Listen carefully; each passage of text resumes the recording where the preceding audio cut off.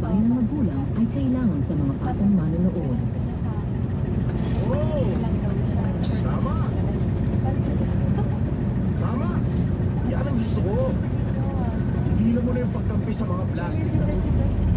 Sasabihin ako, walang halaga yung mga ginawa mo para sa kanila. Ang buhay mo, walang halaga to sa kanila. Okay na nga yan. Itong video na to, ipapadala ko sa group chat namin. Kahit sa social media, ang mga kapatid ni Papa na parang wala rin lakas ng loob na magpakita. Ihanda na dapat nila yung tuhod nila dahil luluhod sila parang hindi natawad. Gusto ko talaga na matutulog sa video mo. Ang tapang mo. Anak ka nga talaga ni Uncle Ben. Ayos.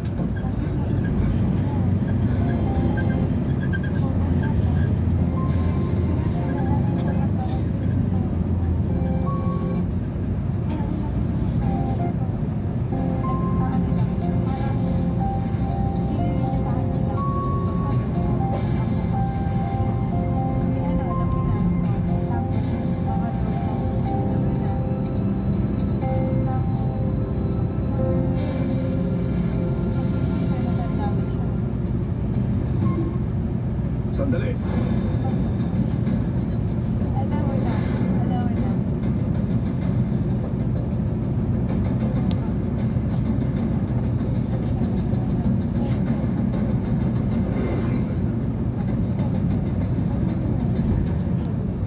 Anong masaya ka na?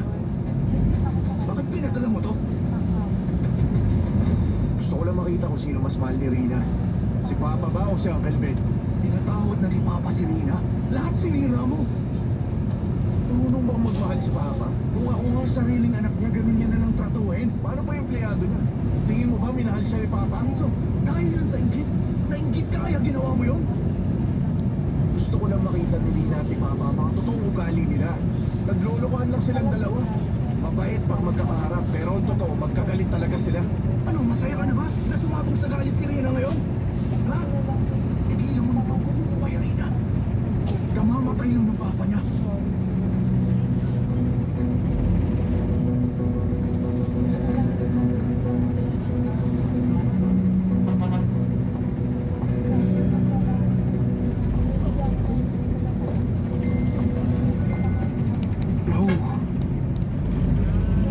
Hindi na tama na pinaabot mo sa ganitong magkaaway si Rina at Brian. Ang pagluto para mag-iisip yun yung Serena. Dahil ang mahal na palitan sa mga bulsa. Ang gusto ko lang ngayong matauhan sila. Hindi tulad ng sayo ang pamamaraan ko. Anong tawag sa pag-buyout ng company ko? Gumawa ka ng paraan para hindi kami magkasundo ng partners ko. Sinabi sa akin na akin lahat yun. Gusto mong pabagsakin ang papa ko, pero ayaw mo.